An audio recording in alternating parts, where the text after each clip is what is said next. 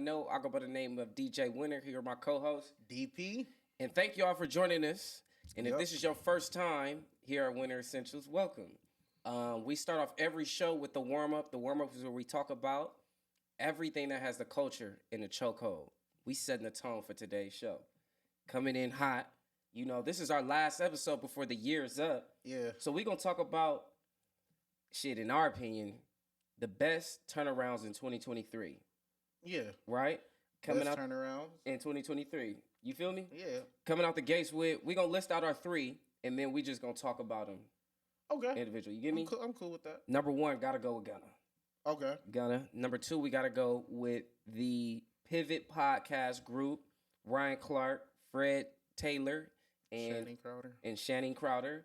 And number three, we have to go with formerly known as Black China. Now we know her as Angela White. Yeah. So let's get into it with Gunna. Gunna, man, after, pleading guilty to gang charges and racketeering for the whole YSL thing, he went ghost for a little bit. Because shit, he had to, because the world was on his head for all the snitching and all that. You know what I mean? For pleading guilty, for taking his plea deal. Even myself labeled him as a snitch, and I still think the nigga's a snitch. However, he created the best album we've seen this year, which was titled "A Gift." One of the best albums. And a Curse. This year. It was the best album. Yeah. From beginning to end. There's not too many albums that I don't think can go song for song with that album, bro. It was a great album. Because you want to know why I say it is the best? He had no features. Oh yeah, and that's definitely a standout. Thank you. Let's talk about it. Yeah. Let's talk about it. So that's the reason why I'm giving him 2023 number one best turnaround this year. Yeah, I do think Gunna had a good rebrand, right? And I know that we kind of had like a disagreement on the word rebrand when it comes to this particular topic here, but the reason why I would say Gunna had a rebrand is because he did it internally, right? He had to prove to himself not only that he can do this, because he had nobody in the industry fucking with him, and he already knew that just based off the response from social media. Even though he may have acted like he wasn't on social media or whatever, he's seen this shit, so he already knew what the streets was talking about or whatever. And I think it really showed a level of courage from him to be able to put out, like you said, a great album this year. And I think that he kind of showed himself like, I don't need y'all niggas. Either y'all with me or against me. And it don't matter. So he took that to another level, made it play out in his music. And I think that he had probably one of the biggest year out of all his peers within rap. Facts. You can't be mad at nobody like that being resilient. You can't at all. And statistically, the album charted at number 3 on Billboard 200. And Fuck You Mean is already platinum. Fuck You Mean is already platinum. And that, I think, debuted at number 3 on Billboard Hot 100. It's for sure been in the top 10 constantly. Like this whole week year. over week. It's been in the top 10. Let's talk about it. A few weeks. So, yeah, that's for sure. Yeah, so Gunna single-handedly had one of the best years from any music artist this year. So shout out to Gunna for the biggest turnaround of 2023. Next, we got the Pivot Podcast group. Fred Taylor and Shannon Crowder originally were with, a former colleague, Brandon Marshall at I Am Athlete. Due to unreconciled discrepancies, it led to them, kind of stepping out on faith and starting their own platform. So they partnered with Ryan Clark, which I thought was a genius move, because he is what separates them from most athlete podcasts. You know what I'm saying? No pun intended. But I'm really happy for them, bro. They debuted January 4th this year. Coming out the gates, they had what? Now I think they have like over 333,000 subscribers. 27 million overall views. Yeah, they got hella endorsements. The niggas is making bread and they're making some noise, and I really do think their platform is here to stay. Yeah, absolutely. And I think when it comes to podcasts, they're giving out a different type of niche, per se. Like they know how to navigate within their competition. I think they stand out the most to me when it comes to a lot of the different sports podcasts and because they just not on there talking shit and like drinking and you know what it is? They all that bullshit. each episode has a testimony. Exactly. It got It's some a sort story. of. It's a story. It got some sort of testimony, some storytelling. substance. And you know, Ryan Clark is excellent at that. A guru. Excellent. Ryan Clark, you are that nigga. Excellent at that. You are excellent. Yes. You know, I learn something from him every day as Me too. we're growing in this craft and we're watching the top players do what they do best. And I think Ryan Clark is a great example of journalism. And especially when it comes to sports and telling stories, he paints the picture. He allows the audience to kind of get his perspective. Exactly. He brings in other perspectives from the outside of what he think people may be thinking or the type of points that they can, kind of combat and different and rebuttal with his points. So I definitely like that. And then, Channing Crowder, Fred Taylor, they bring great insight. I think the podcast is full of intellects. It is. And I do. And I'm going to tell you this. Ryan Clark, he sets the tone for the show.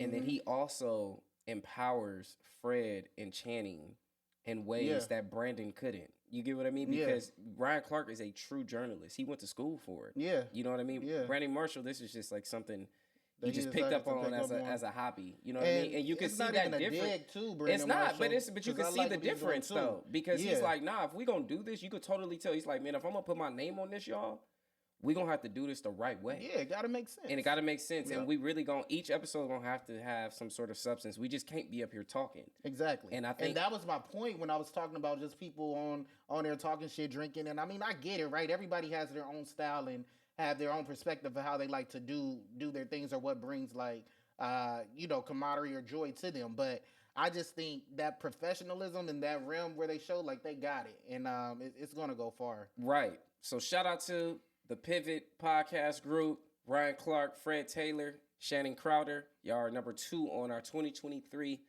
turnaround list. Last but not least, again, it's Angela White.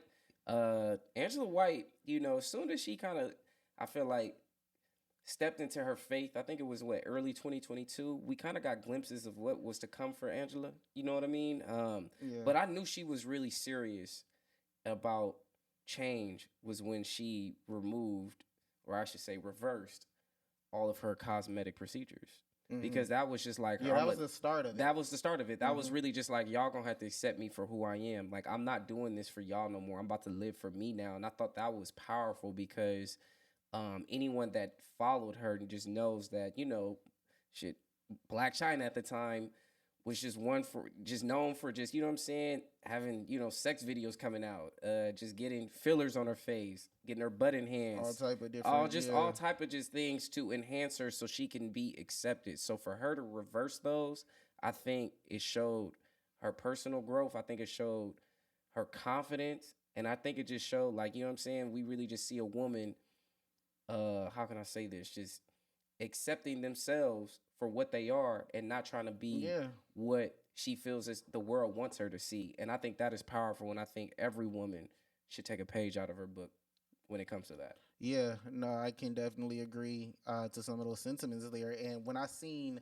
Black China actually do the rebrand and introduce herself as Angela Wright, I want to go back to the Carisha Please show when she had went on there. And recently, Carisha did an interview probably about 1 or 2 months ago when they had asked her who was her worst interview. And she had named Black China. And for me, I just thought, why? Because I enjoy seeing China go up there and tell her fans about her growth and her rebrand of how she's changing her name and how she's switching from doing this to that. And she doesn't want to be known for this. She want to be known for this now, how she got her doctorate.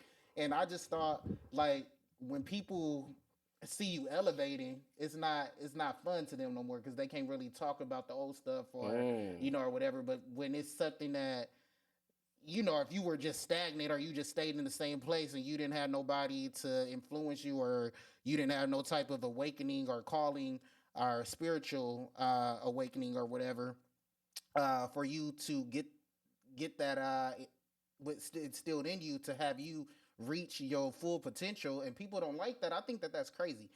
So I just wanted to point that out. Like when you try to elevate and you try to go different places, it's always gonna be, somebody that's gonna be like, nah, I like the old you better. So I just want to see China continually to progress and continually to show the world that she's this new woman that she's proclaimed to be. Nah, facts. So shout out to China, or not by China, Angela White. Angela Excuse White, me. yeah, you gotta get it right. Let me yeah. get that right. Angela right. Angela White. We gotta get it right. You know what I mean? So that was Yes. our 2023 turnaround list.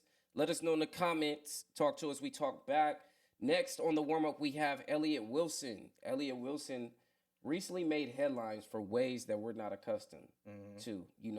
We're accustomed to him making headlines by announcing an interview with the latest hip hop moguls, but he made headlines for just being a flat out hater. Yeah. And just sounding like a straight punk.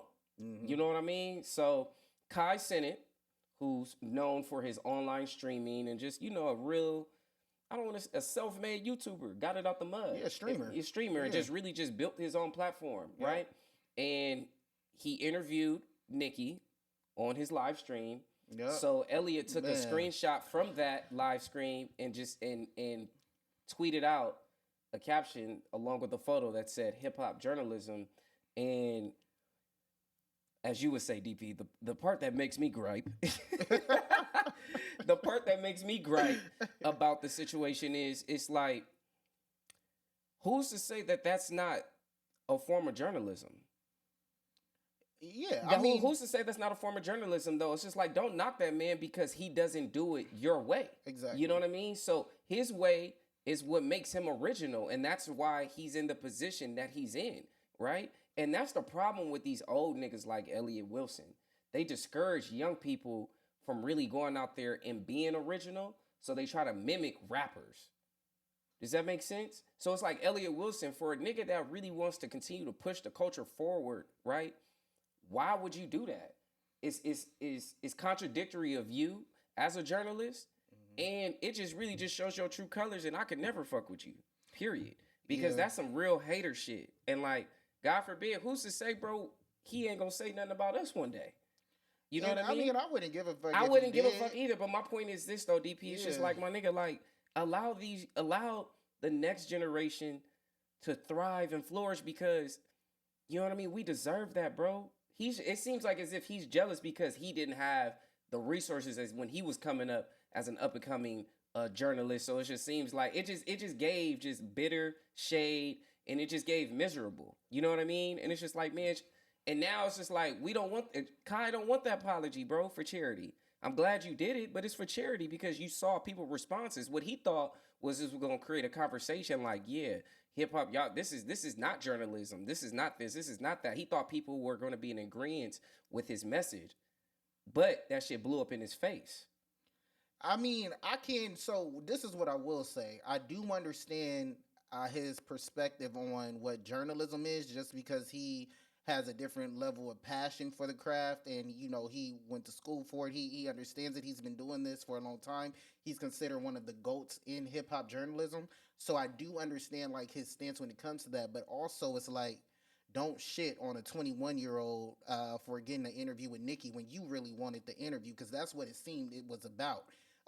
So with you tweeting that, it shows that it was hate. And I have to be honest, because Kai, he does this thing, right? He had plenty of artists on his Twitch streaming over the time as they go out with their album promo. He's kind of like a part of the hip hop like rollout when it comes to helping artists, as giving them a platform to promote their new album. And even though he does it in a unique way, he does it in a way that's catering to his fan base, his generation, and his demographic. But that's that's what they like to see. But that's my point, though. But this is what I'm saying. They should not shit on him for that, because Kai is bringing in the numbers. He's making millions doing whatever he's doing, being himself. And now what I will say is he did not ask the type of questions that you would want an interviewer to ask an artist.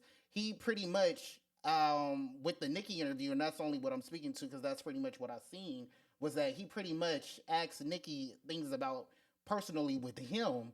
and like showing his family that he has Nicki there because his family and himself have been big fans of Nicki. But look, So I and couldn't get that. get mad at that. I get that, and that's cool. But the thing is, that's his form of journalism. That's okay because you know what it is, bro. That's shit Yeah. has to evolve, right? Yeah, Shit has I to mean, evolve. I don't think journalism should be taken into what Kai is doing into streaming. No, that's not what I'm saying. I think it should be a level of respect. Like just like there's a code of ethics for everything, and there's like the board, and they have like all these professional boards and groups that get together to create certain code of ethics for that industry. I think that should be in place for journalism as well, which it probably already is what the standard that Elliot is probably holding. But I get that. But I understand that. But if that's there's his a different type of avenue and a different type of lane that Kai is doing, and it obviously works. right, exactly. But if, like I said, if Kai considers himself a streamer and motherfuckers consider himself a journalist, right? And if that's what the category that he falls under, and his approach is unorthodox to real journalists, right? Who gives a fuck? Yeah, if it works for you, It works for you. At the And end I of the think day, Kai, he should definitely do what he's doing. do what it he's works for doing. him. Elliot sound like a pure fucking hater. Yeah, it was And a it- hater, and yeah, all it- he did was give Nicki promo. Yeah, So he real had her shit. all up on his Instagram feed the whole week. The album was out. Yeah, he a weird nigga for that, and I can't rock with that. Last but not least on the warm up, we got Offset and Cardi B. Cardi B announces their split. Damn, this shit really sucks. I really hate to see this. You know what I mean? Because I just felt like as a couple, I could just feel like they were starting to thrive and go into the right direction. You know what I mean? I mean, it started with their record on Offset's latest album, Set It Off, Jealousy. Banger from the visuals to the lyrics to just 10 out of 10 across the board. However, Cardi B stated that, infidelity played a huge role in her, deciding to take her life in a different direction in a split. And my take on it is just, I just hope they just keep everything out of the media and the public's eyes and just handle everything privately, you know what I'm saying, for their kids. They do have two beautiful young children. Is it Culture and what's the boy's name? I'm not familiar with the son's name. But they have a boy and a girl, Right. Two beautiful kids, and I just hope that they do things gracefully and peacefully for them. Now, I'm gonna go out on a limb and say this right about the situation. I feel like 2024 is gonna be a huge year for Cardi, and the reason why I say that is because I feel like she really took the back seat in their relationship, and she really allowed Offset to just really just be a star, bro. I feel like she embraced motherhood, and like she was okay with that. She embraced motherhood. She embraced being a wife. She really just put her whole brand and herself just on the back burner. It seems like from the outside in, we haven't gotten an album. Now we did get some memorable features from her, which is dope. You know what I'm saying? She pop out from time to time, let people know that she's still here. But I think next year, 2024, I think Cardi is gonna have a big year because I feel like if I'm her and if I'm in her camp, you know what I'm telling her to do? What? Put all this pain into the music. Yeah, that'd be a smart thing to do if she writes her music. No disrespect or no shade to Cardi, but hopefully the good writer is there to kind of guide her through that. But like all jokes aside, when it comes to her and Offset split up, I don't like to see it. I do know that it is the rumor circulating that Jade, the girl Jade, which was the one that Offset was allegedly cheating on with prior to their initial infidelity issues back in like 2018, something like that.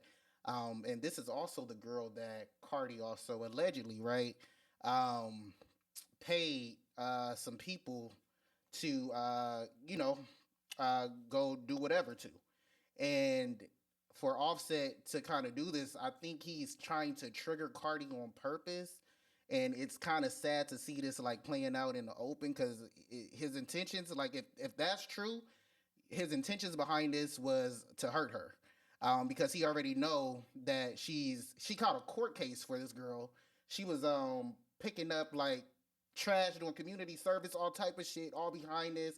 I even think like it was a point where they were trying to say that the girls were going to like sue her and like come after her, but like this was the whole thing that she had went to court for. And for Offset to really do this, it is kind of a slap up in her face. So I think like Offset, that is crazy.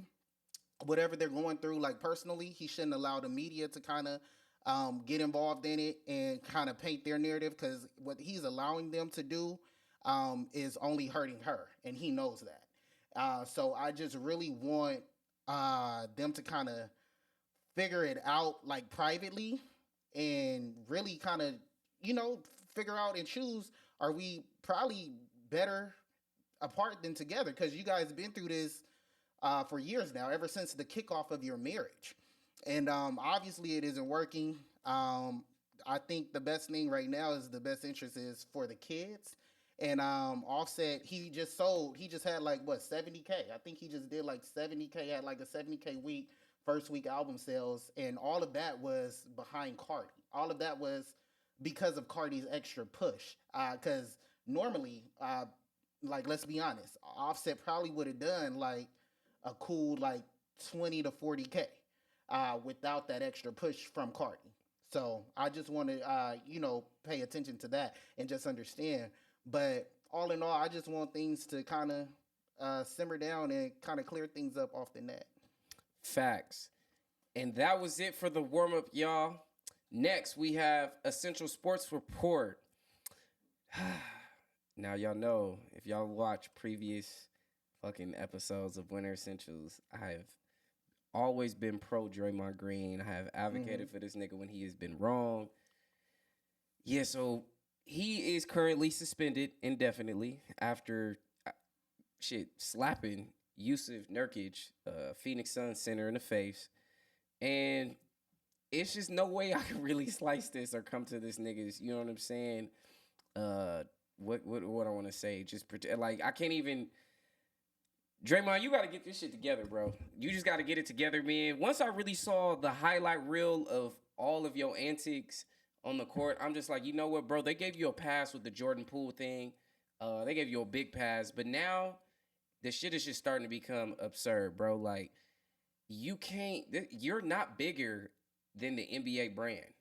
So, nigga, you need to go ahead and fall in line and do what you do. Now, I'm not saying take away your intensity.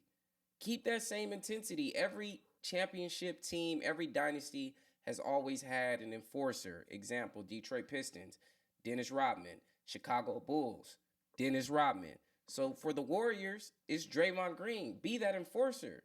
But, bro, you can't be out here slapping and throwing your arms and stepping on niggas. Like, man, they got to see. Yeah, if y'all haven't seen the real, check it out. But, DP, what's your take?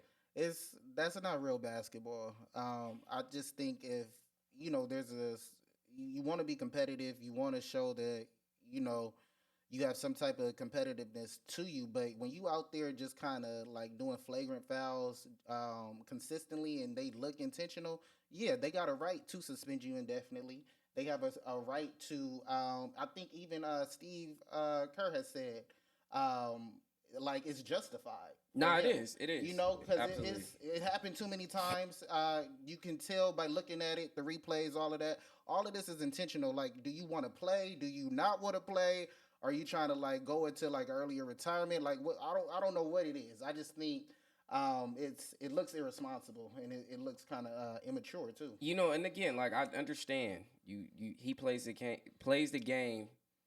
You know what I'm saying? He has a physical play style. You know what I mean? But I hate the fact that like this is the narrative about Draymond Green, because when Draymond Green first entered the league and he, you know what I'm saying, the Warriors created, like, they started to go on their little run.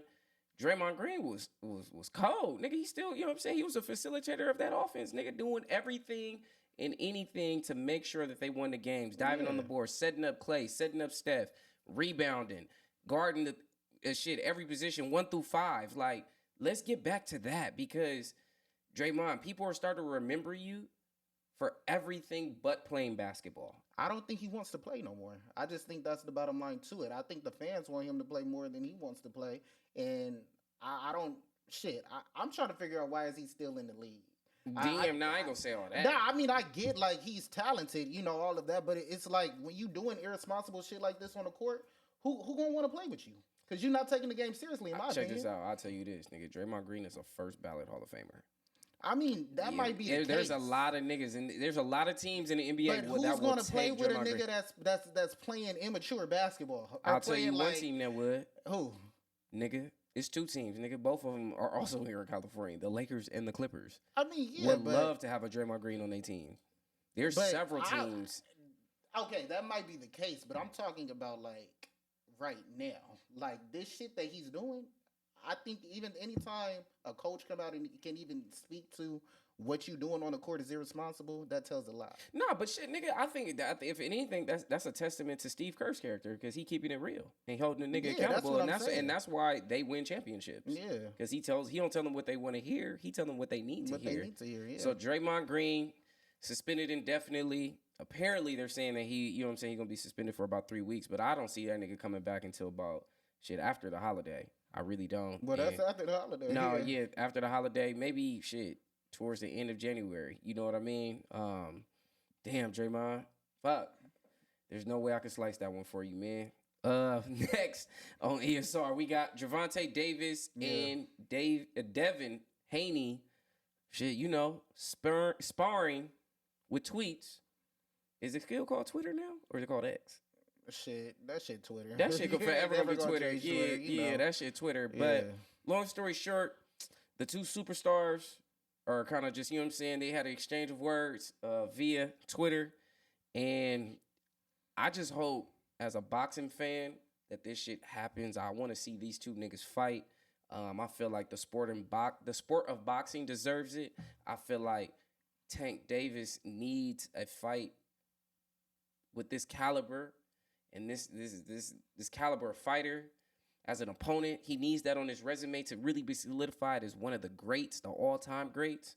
But I personally am going to say Devin Haney needs to be very fucking careful because I feel like when the fight does happen, Tank is going to hurt him. Because Devin Haney lost his last fight against not his most recent one, but the one before that he just fought. He lost that fight. That shit, he lost it. I can't even pronounce the nigga's last name, but he lost that fight. He lost that fight. So if he lost to him, Tank will hurt him. Yeah, their records though are pretty similar. Like from what I've seen, like the amount of KOs they have and amount of wins they have, they are like pretty similar. Now, the Devin Haney, I think he is popping a lot of shit on the internet. Gervonta Davis, he kind of fired back. I think when it comes to boxers doing this, like a part of this is also entertainment, right? Oh, yeah. So that's kind of like the build up into, them getting into the ring or whatever. Yep. So they're trying to, like develop that storyline, whatever behind it. Yeah. But we seen how, like with Terrence Crawford, like I really fuck with how he moved. He was quiet. He didn't really pop too much shit. He was confident. All of that, but he didn't really like get too cocky or arrogant. He just kind of, stayed quiet, stayed mellow, and did his thing when it got to the ring. I kind of want to see that same thing with Gervonta Davis and Devin Haney, but I do see Gervonta Davis defeating Devin Haney when it comes to them getting in the ring. So I'm excited for that matchup, and I know the culture wants to see it because they're pretty much two boxers that are pretty much heavy like within pop culture. Nah, facts. I'm gonna tell you this, man. When that nigga Tank Davis said, "I put this on my dead homies," I was like, "Oh, he's serious." Mm-hmm, I was like, "Oh yeah, he's serious. Like that's real. Like it's like he don't like that nigga." But yeah, like I said, ain't nobody here for all the talking. Nah, but Tank is really like that though. Yeah, Tank is really that nigga did a whole. Well, he just did what he did 90 days in jail. Like he like that. He's like that. Yeah, but I think it was behind some crazy shit. I don't know if he, wasn't it behind something with his spouse? I don't know, but that nigga just did 90. Like he fought, got a bag, then went to go do 90 days in jail. That nigga's he's a little off. Yeah, I know what you mean. Yeah, you know what I mean. Yeah. Next on the Central Sports Report, we got this man. The legend, Inglewood native himself, Paul Pierce, talking crazy on Kevin Garnett's show exclusively on Showtime called KG Certified, which is an amazing show. If you guys haven't tuned in, please be sure to tune into that. But somehow throughout the show, the topic of is LeBron James still a top five, currently a top five player in the NBA? And Paul Pierce responded no. Actually, he responded, hell no. Listing out these five players, no disrespect to these five players: Luka Doncic, the Joker, Joel Embiid, Giannis, and then Jason Tatum. Yeah, Jason Tatum. Yeah. Man, listen, no shade to none of them niggas. All them niggas are incredible hoopers. Them niggas really hoop, and they really like that, right? Really, really like that. But, bro, what this nigga LeBron James is doing in his 21st season is incredible. DP, I'm going to read this out to you right quick, man. In his 21st season, he's averaging 26 points, 8 rebounds, 7 assists. Nigga, that nigga is damn near averaging a triple-double in his 21st season. This nigga said his goal is to give Father Time its first loss. He's doing it, bro. And it's like Paul Pierce. You in that same box as Elliot Wilson to me, man. A fucking hater, man. Them niggas is in that hater box this episode, DP. Yeah, nah. They in that, like, bro, like. No, yeah, the hate is kind of just. It's like, damn, like, what's going on? It's supposed to be the holiday season, nigga. Like, you know what I mean? Niggas supposed to be giving flowers. Nah, I mean, I get it. And, everybody have their, like, personal top fives or, their personal favorites or whatever. But I think it's something like when they, it was a bar. When it come to discussing the Kings, well, no, they say numbers don't lie, but when it come to discussing the Kings, they say LeBron ain't got 6 rings. And thinking about it, I mean, what LeBron got? 4. Yeah, four rings. I think LeBron is definitely top 5. He should be in everyone's top 5, just like for what you said. His 21st season, like that's impeccable. He's been doing this. He might even do this long enough to where he can play in the league with his own son. So I think that right there alone, he should definitely be in everyone's top 5 somewhere. But I do respect Paul Pierce decision, right? And him naming who he feels is his top 5. And then Kevin Garnett, like that, the passion he has behind it, like he just like, nah, you crazy. And I just fuck with the level of passion that he had when it comes to defending LeBron, because I mean I understand it when it comes. And to them like, two niggas had some real battles. Like Kevin Garnett don't like. He's made it known. Like I don't like LeBron. Like, yeah, that nigga didn't cost me a few championships. but he gotta keep it 100. But he gotta keep it 100, and that's why I respect him. And that's why I have an issue with Paul Pierce, because it's just almost just like, bro, it's coming off as kind of like you envious. Right? Low-key. It's giving envious energy. You know what I mean? And it's just like, Paul, it's not LeBron James' fault that you didn't get your farewell tour, my nigga. Nobody cared at the end of the day. Now, listen, man, you are a former NBA Finals MVP, but you are also the same nigga that was carried off of the court for having a cramp or a stomach ache. Yeah. Come on, that's crazy. So no nigga that gets carried off of the court opinion is valid to me, and I'm gonna leave that for Essential Sports Not Report. too much on Paul Pierce, man. Nah, it's gonna be too much on Paul Pierce, nigga, because every straight is for that nigga, man. Because this nigga, what he said, like, bro, I really had a real issue with that, because it's like, bro, get that nigga his flowers. Like, I'm tired of these old niggas not giving the young niggas, the next generation, they flowers, nigga. So shit, fuck Paul and fuck Elliot. I'm standing on business.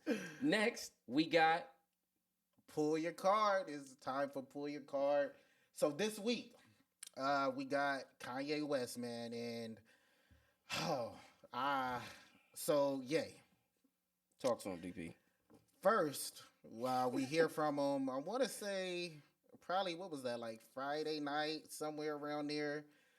He issues, or he tweets, or he puts the post out about him texting Nicki, telling her, this is Ye. I want you to clear the verse for New Body.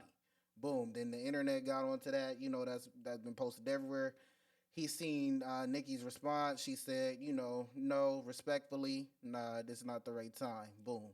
With the, then wait, no, with those her exact words, respectfully. oh, I mean, she No, said that train has. Thank you.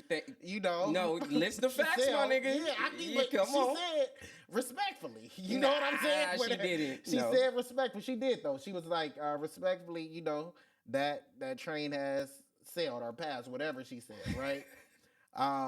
And with that, Kanye he went to do a rant, and he had fucking Zeus Network there as his fucking I guess the camera crew and the crew, his hype team. I don't know. I guess they part of the Ye entourage now. They was in the background hyping him up as he's going on this rant.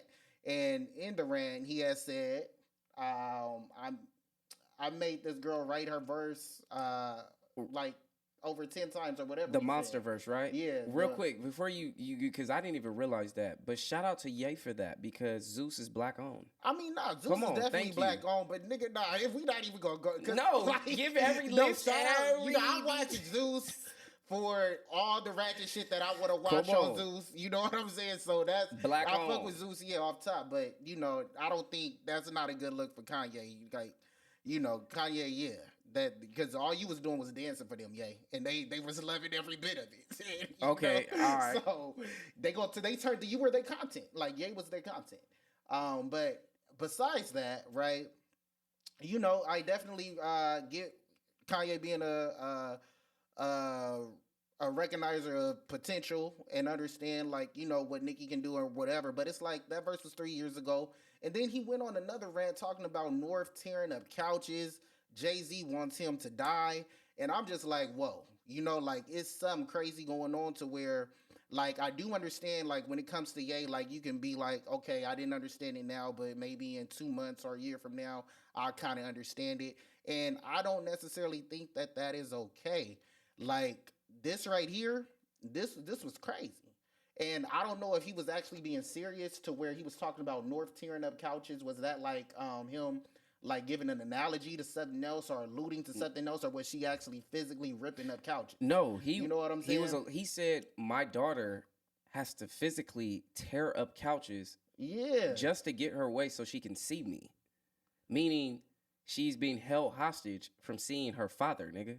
But not see, like that's what I'm saying. Like I think, And then he also said not Jay-Z wants him to die. He said Jay-Z told him he fears that he is going to die because of the path that he's on. so in the rant that he just put out, that nigga he said Jay-Z wants me to die, and he said North is ripping up couches. So with whatever in the mix, whatever he's trying to like give off or provide, I think it's not being translated correctly. And the main thing behind this is mental health. Like mental health is a big thing, and a lot of people overlook it when it comes to Kanye. But I think, like, yeah, we might think, yeah, he's putting out an album. This is what Kanye is doing to sell his album. This is what always works for him. This is what gives him the shock value. This is what makes him go viral. Yes, at the same time it does, but this is also a very big problem because it's creating more problems for his children internally, and also other people that are fans of his, because I'm actually pretty much worried. Anytime you're speaking like that, I think it's something way more into it.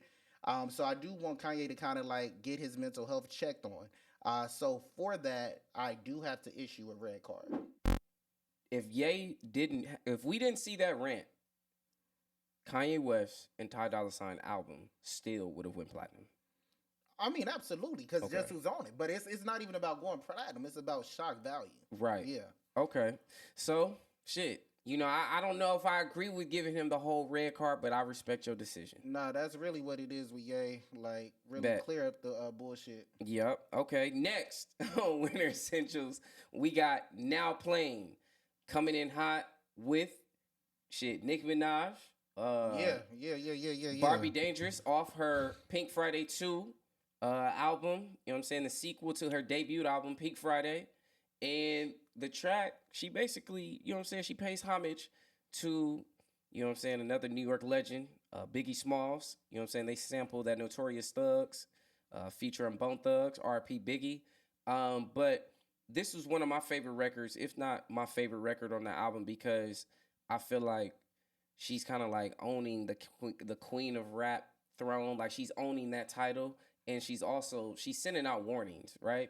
I think one line that stood out to me specifically on the record, I have it written down here. It is, and I'm still queening Chanel bags. They still swinging old hits. They still swinging. They love the flow. They still streaming. Yeah. You know what I'm saying? Nicki is really just with that line right there. She's really just asserting her dominance and confidence in the rap game, letting men and women know, shit, she's a dangerous force and anybody can get it. Yeah. And I respect that.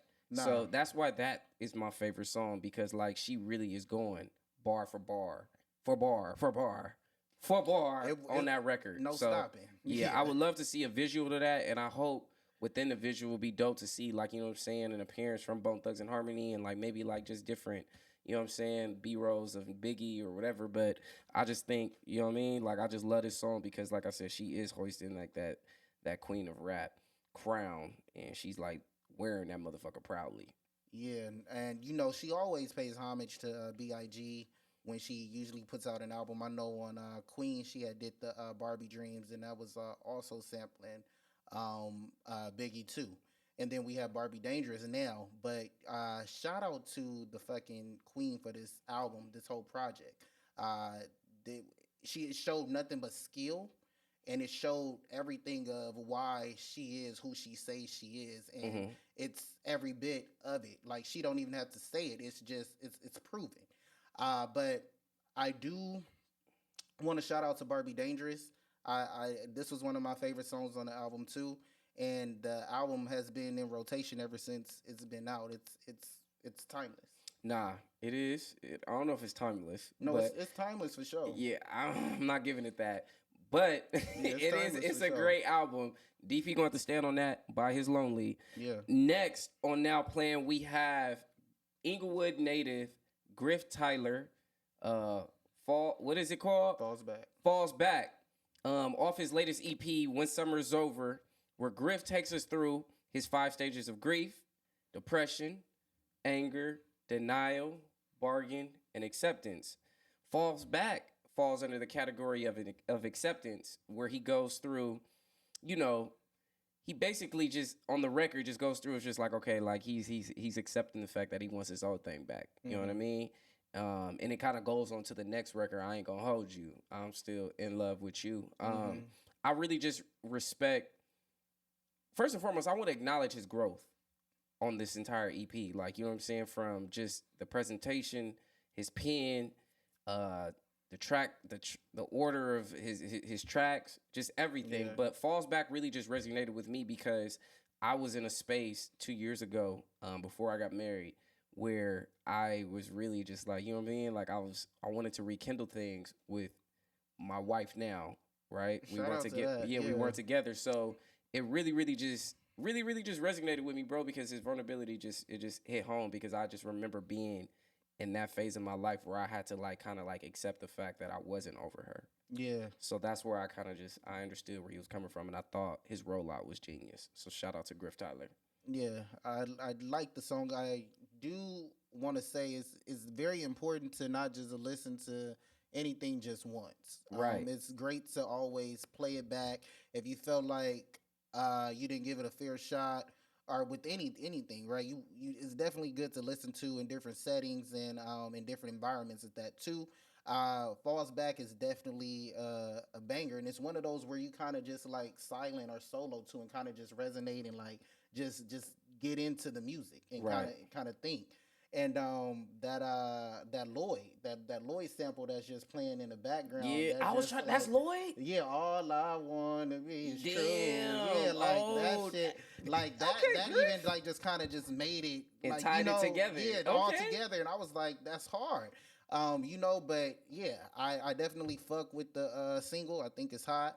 And also, it was another song on there. I think it was like "On What You On" or something. Oh yeah, like "On What You On" is crazy. Yeah, the album it's pretty good. So shout out to Griff Tyler. Yeah, and he just really he made it so relatable because every nigga has a time in his life where they go Yeah. through that. You know what I'm saying? Where it's Yeah. like you want to have that And you summertime fall fun. back, You be yeah. on all the hoes. You know what I'm saying? And you got one that you just like, damn man, I let that one go for these hoes. Yeah, Man, yeah, I was summertime. talking about it. Yeah, summertime is over, nigga. You know what I'm saying? It's cuffing season. Let me fall back. Falls back. And then that fall back turned into I ain't gonna hold you. I'm still in Oh, love the with you. sequence of the You feel album, me? okay. You get me? Yeah. That shit hard. But Falls Back, his Yeah. pen on that was crazy. And that sample was, I think that's why it hit home with me too. Because Ain't Gonna Hold You was hard as fuck. But then that Falls Back, I couldn't figure out what sample that was, bro. Yeah. Shout out to you, DP. Oh yeah. My nigga DP, man, music encyclopedia in this bitch. You know what I mean? Last but not least, on Now Playing, we have Kanye West, Dolla $ign, Vultures featuring Bump J Yeah. and Lil Durk. Man, this single is titled Vultures, the name of their album. Bump J sets the tone. His bars was crazy. Yeah.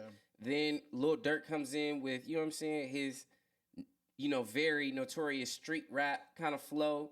And then Ye comes in and just pops his shit and just reiterates some of his, you know what I'm saying, controversial, statements. And then, but what really stood out to me though, DP, was Dolla $ign. Yeah, Dolla no, $ign was yeah. really in a real, thank you. You felt me on that one? Yeah, Yes. nah, like that shit is amazing. Yeah, When like Ty Dolla $ign did it at Soul. Yeah, like, like, that shit is amazing. for him to, him displaying Yeah. his versatility, bro, his flow Goat. changed Goated. so many Yeah. times from singing to Yeah, rapping to yeah, just yeah. that melodic rap, Yeah. but just still, it was. I was mad I was asleep on the song You because I feel remember me? it came up, but I didn't go to it because Bro. but I was like, damn, Ty, yes. Yeah. If Ty is in his bag like that, Yeah. this whole album, I need that. I need that. Yeah. Pause. Yeah, but I need that. Yeah, I need like- that too. Yeah, But like, yeah, but yeah, Yeah. the culture needs that. Yeah. The culture needs that from Ty Dolla $ign and shit. This is this sound like old Dolla $ign, like. No, it sounds even better. Yeah, better, but like that. Yeah. But you know what? That's Kanye's influence. No, absolutely. Can we give that a green card, Kanye y'all? Can is we give that a green I card? will say Kanye is a good musical coach. Like he knows how to have artists reach their best potential. And there's no doubt about that. I'm not, taking that away. But like you said, he was still with the controversial comments in the song, and he's doing all of that. I guess because he feel like that might just be a part of his brand now, who people see him as, or who people might go to him, to listen to him for that source, hear him spew that type of rhetoric. But with Ty, the way that he came in and did that shit at closing out the song. That shit was fucking amazing. Flawless. It was Flawless it was victory. great. It's what music needs, hands down. And then I'm even going to shout out, what was that, Bump J or something? I even like how he kind of opened up the beginning, and yeah, that he was shit cold. that was hard. So it's a great song, and Lil Durk, honestly everybody stood out in that song. I mean, I got to run back Durk verse, but. His verse didn't really stand out to me in that moment. Nah, I'm gonna say this. You could tell Ye is having fun making music again. Well, yeah. And you know what? He actually, Zeus Network was with him again when he previewed the song with Future. And he has a song on with Future on that new album that's about to go crazy. Yeah, we gonna see. As soon as I heard that, you didn't hear the snippet? Nah. Nigga, that snippet goes crazy. We gonna see, Crazy. man. I can't wait. I'm happy I didn't hear it, because you know what I'm saying, for that it goes element of crazy. surprise. Yeah. Yeah. So Crazy. that was it for Now Playing on Winter Essentials. Be sure to check out Nicki Minaj, Barbie Dangerous, Griff Tyler's Fall Back, and Ty Dolla $ign, Kanye Yep. West, Bump J, Lil Durk, Vultures. Yep. Talk to us, we talk back. Last but not least, on Winter Essentials, we got Who Got It On coming in hot with, for the W of the week, we giving it to the flyest basketball wife in the entire game, Yeah. Savannah James. She popped out for Rich Paul's 90s theme. I don't know if it was a birthday party, but party. And she just really just understood the assignment, man. She just gave, Holly Berry from Baps vibes. She gave Ronnie from Players Club vibes. And one thing I just appreciate about Savannah, it's just no matter how rich she is or who she's married to, you know what I'm saying? She stays original to her and her culture and her upbringing. Nigga, for instance, she had for the song for her post was Nate Dogg, nobody does it better. How gangsta is that? Nah. You know what I mean? Like, I didn't know I was on her post for a minute when I heard that. Like, what? It You was know what I'm like, saying? where I'm at. Yeah. Shout out to Savannah, man, because she really just does this shit so effortlessly. Like, you know what I'm saying? Yeah. It just seems like she just don't even be trying. While, you know what I'm saying, apologetically being herself. Yeah. No, absolutely. I think she was very fly. I immediately thought of Ronnie from Players Club when I seen it. So I know she has some inspo derived from that. And Savannah, she really can't do no wrong. She definitely makes it look good quite a few times. Man, so shout out to Savannah James for keeping that shit on and just always being true to herself. Next on Who Got It On, hold that L. Unfortunately, we got to give it to Malik Monk. Now, DP, you know me, you know my style. I'm a fan of, like, you know, having unique pants that kind of like tie in the outfit. You know what I mean? And I understand, and I seen his vision of what he was trying to do. But you know what it was? Yeah, It was too many textures, from the Marnie shoes to the pants to the sweater, the pearls. Like, I just didn't really understand. Like, it just gave, like, oh, I'm gonna really just throw all this shit together because all this shit cost a bag. Like, no, nigga.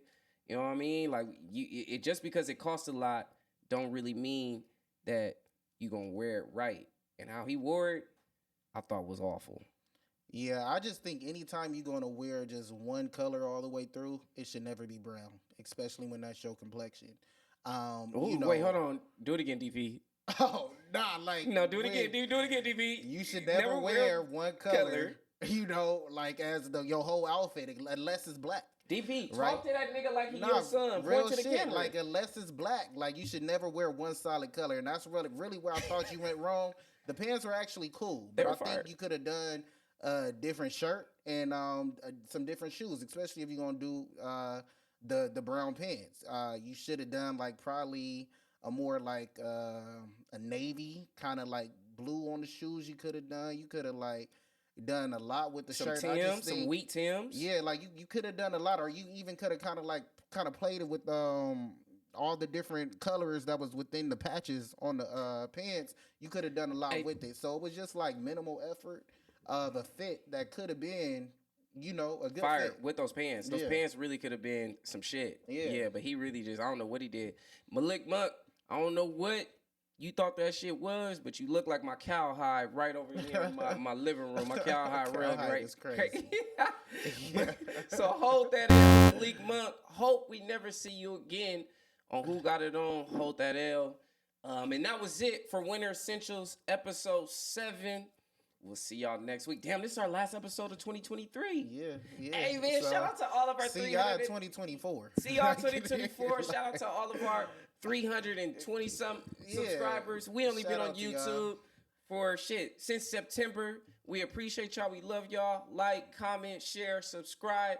And we out of here. And God bless y'all. And be safe.